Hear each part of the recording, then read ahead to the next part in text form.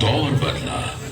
भारत के स्वर्णिम काल पर विदेशी आक्रांताओं की नजर पड़ी, जिसे वे लूटने एवं सनातन संस्कृति को नष्ट करने के उद्देश्य से यहां आए।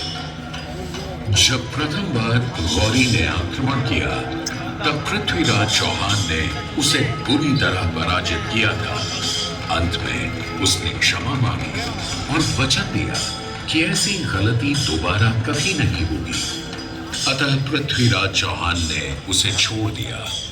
संभवतः यह एक दुर्भाग्यपूर्ण निर्णय था, क्योंकि अंततः गौरी ने पृथ्वीराज चौहान को धोखे से हराया।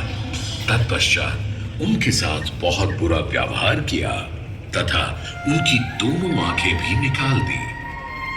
पृथ्वीराज की मृत्यु के उपरांत हिंदुओं का मनोबल कमजोर पड़ गया, जिसके परिणाम स्वरूप आतताइयों ने अन्य मंदिरों के साथ साथ विश्वनाथ मंदिर को भी क्षति पहुंचाई। यह ऐसा काला दौर था जिसके स्मरण करने मात्र से आंखें नम पड़ जाती हैं। परंतु समय सदा एक सा नहीं रहता और दुख के ये बादल भी सुख में बदलने वाले थे। एक धार्मिक सम्मेलन में राजा टोडरमल की भेंट नारायण भट्ट से हुई। नारायण भट्ट एक बहुत धनी व्यक्ति थे। दोनों ही धार्मिक इंसान थे और नित्य प्रति भगवान की पूजा अर्चना करना अपना परम कर्तव्य समझते थे।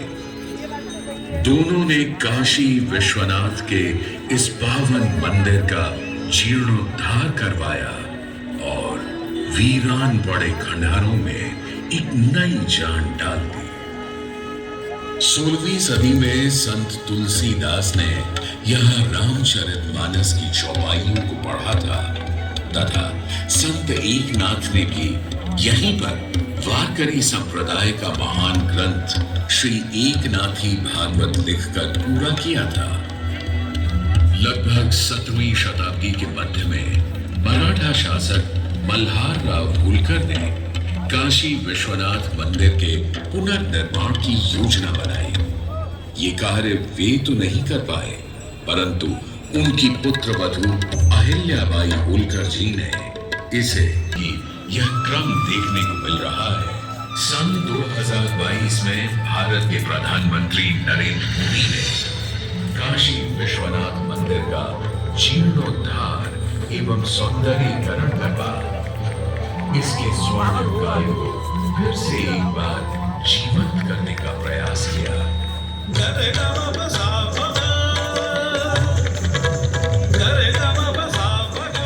भगवान शिव को समर्पित काशी विश्वनाथ का यह पावन मंदिर सदियों से करोड़ों श्रद्धालुओं का प्रेरणा स्रोत रहा है और सदैव के लिए रहेगा।